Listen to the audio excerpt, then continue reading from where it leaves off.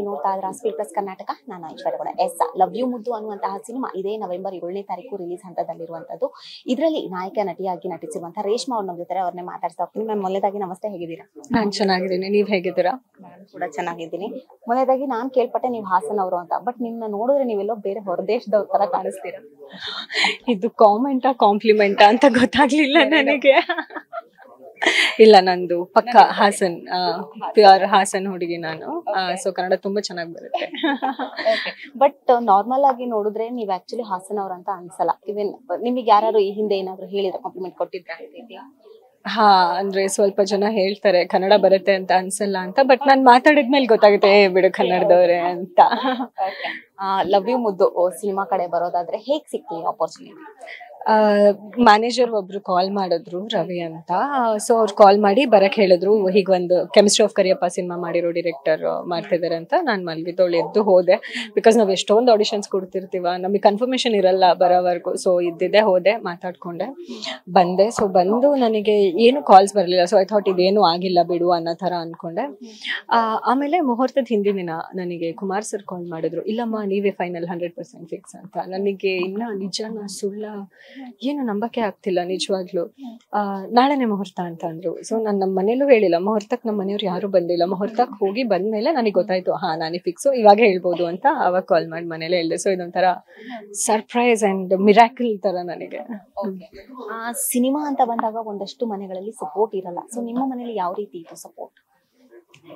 ನಂಗೇನ್ ಅನ್ಸುತ್ತೆ ಗೊತ್ತಾ, ಅಂದ್ರೆ ಸಪೋರ್ಟ್ ಮಾಡಲ್ಲ ಅಂದ್ರೆ ಮನೆಯವ್ರು ಸಪೋರ್ಟ್ ಮಾಡಲ್ಲ ಅಂತಾರ. ಅವ್ರಿಗೊಂದು ಭಯ ಇರುತ್ತೆ, ಏನಾಗ್ಬಿಡುತ್ತೆ, ಹೇಗಾಗ್ಬಿಡುತ್ತೆ. ತುಂಬಾ ಚೆನ್ನಾಗಿ ಸಾಕಿರ್ತಾರೆ. ಸೊ ನಮ್ಮ ಮನೆಯಲ್ಲಿ ಸಪೋರ್ಟ್ ಮಾಡಲ್ಲ ಅಂತಿಲ್ಲ, ಹಾಗಂತ ಸಪೋರ್ಟ್ ಮಾಡ್ತಾರೆ ಅಂತಾನೂ ಅಲ್ಲ. ನಿನಗ್ ಬಿಟ್ಟಿದ್ದು, ಇವಾಗ ಒಂದ್ ಮೆಚುರಿಟಿ ಬಂದಿರುತ್ತಲ್ಲ, ಸೊ ನೀನ್ ಮಾಡು ಅಂತ. ಸೊ ಆ ವಿಷಯದಲ್ಲಿ ಸಪೋರ್ಟಿವ್ ಇದ್ದಾರೆ. ಇದೇ ಮೊದಲ ಸಿನಿಮಾನ ಅವ್ರು ಬೇರೆ ಯಾವ್ದಾದ್ರು ಸಿನಿಮಾದಲ್ಲಿ ಮಾಡಿದೀರಾ? ಅಂದ್ರೆ ಫುಲ್ ಅಂದ್ರೆ ಪೂರ್ಣ ಪ್ರಮಾಣದ ಹೀರೋಯಿನ್ ಆಗಿ ರಿಲೀಸ್ ಆಗ್ತಿರೋದು ಇದೆ ಮೊದಲನೇ ಸಿನಿಮಾ. ಇದಕ್ಕಿಂತ ಮುಂಚೆ ಒಂದ್ ಸೀರಿಯಲ್ ಮಾಡಿದೆ ಸಿರಿ ಕನ್ನಡ ಚಾನೆಲ್ ಅಲ್ಲಿ. ಸೊ ಅದಾದ್ಮೇಲೆ ಇದು ರಿಲೀಸ್ ಆಗ್ತಿದೆ. ಬೇಸಿಕಲಿ ರೈಟರ್ ಅಂಡ್ ಡೈರೆಕ್ಟರ್ ನಾನು. ಸೊ ಒಂದ್ ಸಿನಿಮಾ ಕಟ್ಟಾರ ಅಂತ ಡಿರೆಕ್ಟ್ ಮಾಡಿದೀನಿ, ಕ್ಲೈಮ್ಯಾಕ್ಸ್ ಹಂತದಲ್ಲಿದೆ. RK ಚಂದನ್, ಕಾಕ್ರೋಚ್ ಸುದ್ದಿ ಅವರು, ಥ್ರಿಲ್ಲರ್ ಮಂಜು ಮಾಸ್ಟರ್, ರವಿ ಶ್ರೀವತ್ಸ ಸರ್ ಎಲ್ಲರೂ ಆಕ್ಟ್ ಮಾಡಿದ್ದಾರೆ. ಸೊ ಅದು ಕ್ಲೈಮ್ಯಾಕ್ಸ್ ಹಂತದ ಶೂಟಿಂಗ್ ನಡೀತಾ ಇದೆ.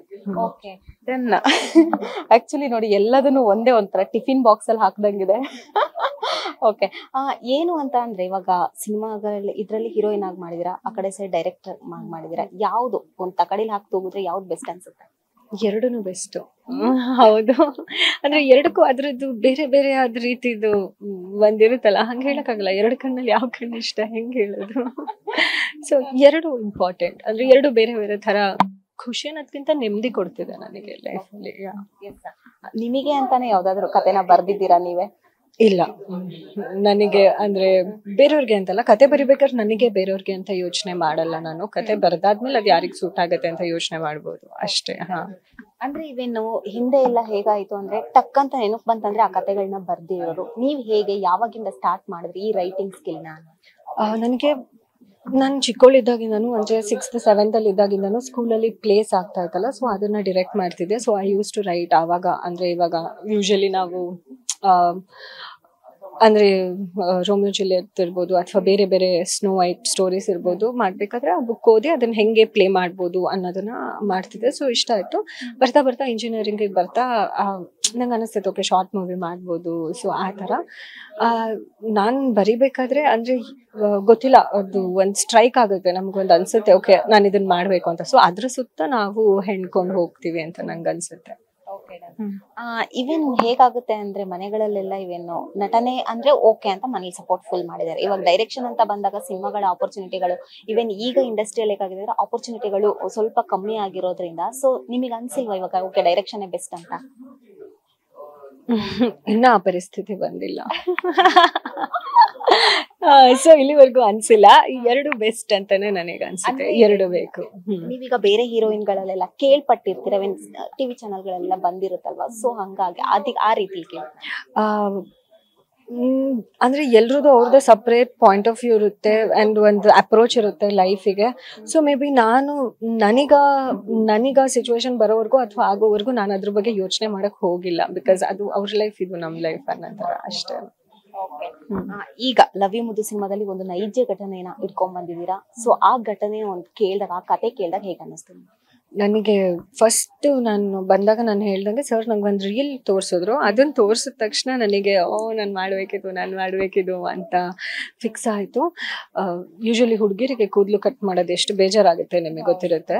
ಸೊ ಬಟ್ ನಾನು ಆ ಕ್ಯಾರೆಕ್ಟರ್ ಮಾಡ್ಬೇಕಂದ್ರೆ ನಾನು ಬಾಬ್ ಕಟ್ ಮಾಡಬೇಕಿತ್ತು, ಅಂದರೆ ಶಾರ್ಟ್ ಹೇರ್ ಮಾಡಬೇಕಿತ್ತು ನಾನು. ಬಟ್ ಆ ಕ್ಯಾರೆಕ್ಟರ್ಗೋಸ್ಕರ ನನಗೆ ಅನ್ನಿಸ್ತು ಸರಿ ಆಯ್ತು ಮಾಡೋಣ ಅಂತ. ಸೊ ಅಷ್ಟ್ರ ಮಟ್ಟಿಗೆ ಇಷ್ಟ ಆಗಿರೋ ಕ್ಯಾರೆಕ್ಟರ್ ನನಗದು. ಈಗ ನೀವು ಹಿಂದಿಂದು ಕತೆ ಸಿನಿಮಾಗಳನ್ನೆಲ್ಲ ನೋಡ್ಕೊಂಡ್ ಬಂದಿರೋ, ಗೀತಾ ಆಗಿರ್ಬೋದು, ಗೀತಾಂಜಲಿ ಆಗಿರ್ಬೋದು, ಆ ಸಿನಿಮಾಗಳಲ್ಲೆಲ್ಲ ಅಂದ್ರೆ ಇದೇ ರೀತಿ ಒಂದು ನೈಜ ಘಟನೆ ಆಗಿರ್ಬೋದು. ಫಸ್ಟ್ ಲವ್ ಮಾಡ್ತಿದ್ದ, ಅದಾದ್ಮೇಲೆ ಕ್ಯಾನ್ಸರ್ ಬರುವಂತದ್ದಾಗಿರ್ಬೋದು. ಸೊ ಇದೊಂದು ಸ್ವಲ್ಪ ಅಲ್ಲಿಗೆ ಟಚ್ ಇದೆ. ಸೊ ಆ ಸಿನಿಮಾಗಳಿಗೆ ಹೋಲಿಸ್ಕೊಂಡ್ರೆ ಇವನ್ ನಿಮಗ್ ತಟ್ಟಂತ ನೆನಪು ಬಂದಿತ್ತ, ಈ ಸಿನಿಮಾನು ಈ ರೀತಿನೇ ಇತ್ತಲ್ವಾ ಅಂತ ನೆನಪು ಬಂದಿತ್ತ? ಇದು ನೈಜ ಘಟನೆ ಆಗಿದ್ರಿಂದ ನನಗೆ ಬೇರೆ ಸಿನಿಮಾಗಿಂತ ಅವ್ರ ಲೈಫೇ ನೆನಪಾಯ್ತು. ಅವ್ರು ಅವಾಗ್ಲೇ ಪ್ರೆಸ್ ಮೀಟ್ ಅಲ್ಲಿ ಒಂದ್ ಮಾತು ಹೇಳಿದ್ರು, ಒಬ್ಬ ಗಂಡ ಅಥವಾ ಒಬ್ಬ ಬಾಯ್ ಫ್ರೆಂಡ್ ಒಂದು ಹುಡುಗಿಗೆ ಏನಾದ್ರೂ ಪರವಾಗಿಲ್ಲ, ನಾನು ಬಿಟ್ಕೊಡಲ್ಲ, ಅವಳು ಬೆಡ್ ರಿಡನ್ ಆದ್ರೂ ಪರವಾಗಿಲ್ಲ, ಮಾತಾಡಿಲ್ಲ ಅಂದ್ರೂ ಪರವಾಗಿಲ್ಲ, ಅವಳು ಬದುಕಿದ್ರೆ ಸಾಕು ಅಂತ ಹೇಳಿದ್ರಲ್ಲ. ಸೊ ಆ ಎಳೆ ಇಟ್ಕೊಂಡು ಮಾಡಿರೋಂಥ ಸಿನಿಮಾ. ಸೊ ನನಗೆ ಅವರೇ ಜಾಸ್ತಿ ನೆನಪಾಗ್ತಾರೆ ನಮ್ ಸಿನಿಮಾ ನೋಡಿದಾಗ, ಅವ್ರು ಕೇಳಿದಾಗ. ಈ ಒಂದು ಸಿನಿಮಾದಲ್ಲಿ ಕತೆ ಕೇಳಿದಾಗ ನಿಮಗೆ ಅನಿಸ್ತಾ, ನನಗೂ ಸಿಕ್ಕಿದ್ರೆ ಇದೇ ರೀತಿ ಹುಡುಗ ಸಿಗ್ಬೇಕು? 100% ಅನ್ನಿಸ್ತು.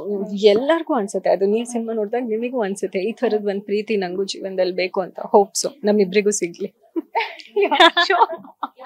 Thank you so much. But ನಿಮಗೆ ಯಾರು ಸಿಕ್ಕಿದಾರಾ? ಇಲ್ಲ, ಇನ್ನು ಪ್ರೊಸೆಸಿಂಗ್ ಅಲ್ಲಿ ಇದ್ದೀರಾ? ಇನ್ನ ಯಾರು ಸಿಕ್ಕಿಲ್ಲ. ಇವಾಗ ಆ ಝೋನ್ ಅಲ್ಲಿ ಇಲ್ಲ, ಫಸ್ಟ್ ಕೆಲಸ ಮಾಡೋಣ ಅನ್ನೋ ಝೋನ್ ಅಲ್ಲಿ ಇದೀನಿ. ಅದಕ್ಕೆ ಪ್ರಮೋಷನ್ ಎಲ್ಲ ಹೆಂಗ್ ನಡೀತಾ ಇದೆ?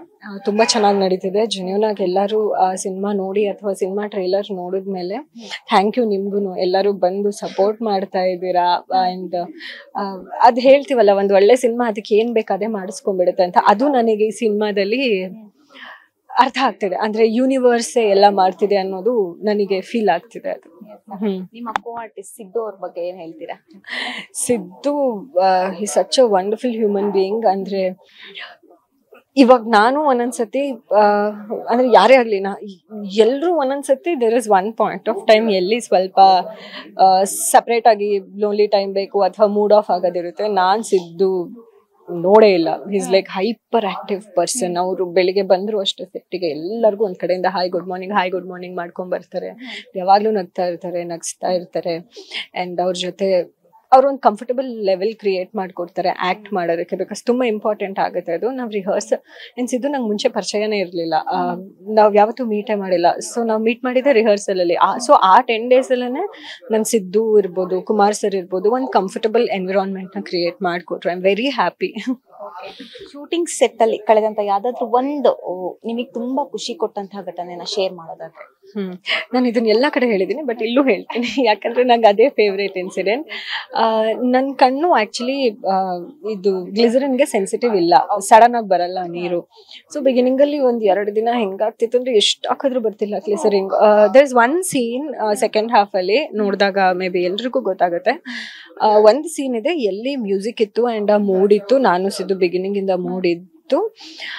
ಸೊ ಆ ಸೀನ್ ಅಲ್ಲಿ ನಾವಿಬ್ರುನು ಯಾವ ಮಟ್ಟಕ್ಕ ಎನರ್ಜಿ ಕ್ರಿಯೇಟ್ ಆಯ್ತು ಅಂದ್ರೆ ಆ ಮ್ಯೂಸಿಕ್ ಇದ್ರಿಂದ ಅಳ್ತಾ ಇದೀವಿ. ಆಲ್ಮೋಸ್ಟ್ ಆ ಸೀನ್ ಒಂದು 1/2 hour 45 minutes ಶೂಟ್ ಮಾಡಿದ್ವಿ. 45 minutes ಕಂಟಿನ್ಯೂಸ್ ವಿತೌಟ್ ಗ್ಲಿಸರಿಂಗ್ ನಾವ್ ಹಂಗೆ ಬರ್ತಿದೆ ಕಣ್ಣಲ್ಲಿ ನೀರು. ಅಂದ್ರೆ ಅಷ್ಟು ನಮಗ್ ಕನೆಕ್ಟ್ ಆಗ್ತಿತ್ತು ಆ ಸೀನ್. ಅಂದ್ರೆ ಇವತ್ ನೀವ್ ನೋಡಿದ್ರಲ್ಲ, ಅಂಜಲಿ ಆಕಾಶ್ ನೋಡಿದ್ರು ಒಂದು ಫೀಲ್ ಆಗುತ್ತೆ ಗೊತ್ತಾ, ಆ ಎನರ್ಜಿ ಅಲ್ಲಿ ನಮಗೆ ಕ್ರಿಯೇಟ್ ಆಯ್ತು. That is my most favourite scene. ಇದೆಲ್ಲ ಆಯ್ತು, ಸಿನಿಮಾ ನೋಡುದ್ರಾ ಅನ್ನುವಂಥದ್ದು ನೀವು? ನೋಡಿದ್ವಿ. ಹೇಗೆ ಅನ್ನಿಸ್ತು ನಿಮಗೆ? ನಾವ್ ಮಾಡಿರೋ ಕೆಲ್ಸದ ಬಗ್ಗೆ ನಮಗ್ ತುಂಬಾ ಹೋಪ್ಸ್ ಇದೆ, ತುಂಬಾ ಖುಷಿ ಇದೆ. ಸೊ ನೀವ್ ಅದನ್ನ ಜನಕ್ಕೆ ಮುಟ್ಸಿದ್ರೆ ಮೇ ಬಿ ಅದು ಜನಕ್ಕೂ ತುಂಬಾ ಇಷ್ಟ ಆಗುತ್ತೆ. ಈಗ ಥಿಯೇಟರ್ ಅಲ್ಲಿ ಇರುವಂತ ಜನಗಳು ಏನ್ ಹೇಳ್ತಾರೆ ಅಂದ್ರೆ ನಮಗೆ ಮನರಂಜನೆ ಬೇಕು ಅಂತ. ನಿಮ್ಮ ಸಿನಿಮಾದಿಂದ ಅವರಿಗೆ ಏನ್ ಹೇಳಕ್ ಬಯಸ್ತೀರಾ ಥಿಯೇಟರ್ಗೆ ಬರುವಂತ ಜನರಿಗೆ? ನಮ್ ಸಿನಿಮಾದಲ್ಲಿ ಕಾಮಿಡಿ ಇದೆ, ಲವ್ ಇದೆ, ಅಳು ಇದೆ, ಖುಷಿ ಇದೆ, ಒಂದು ನೆಮ್ಮದಿ ಫೀಲ್ ಆಗುವಂಥದ್ದಿದೆ. ಸೊ ನಿಮಗೆ it's a full pack cinema ಅಂತ ನಂಗೆ ಅನ್ಸುತ್ತೆ. So much. ನಿಮ್ಗೂ ಆಕಾಶ್ ಅಂತ ಒಳ್ಳೆ ಹುಡುಗ ಸಿಗ್ಲಿ. Thank you so much. Thank you. ನೋಡಿದ್ರಲ್ಲ ವೀಕ್ಷಕರೇ, ಇದಿಷ್ಟು ರೇಷ್ಮಾ ಅವರ ಮಾತಾಗಿತ್ತು. ಕ್ಯಾಮರಾ ಪರ್ಸನ್ ನವೀನ್ ಜೊತೆ ಐಶ್ವರ್ಯ ಗೌಡ, ಸ್ಪೀಡ್ ನ್ಯೂಸ್ ಕನ್ನಡ, ಬೆಂಗಳೂರು.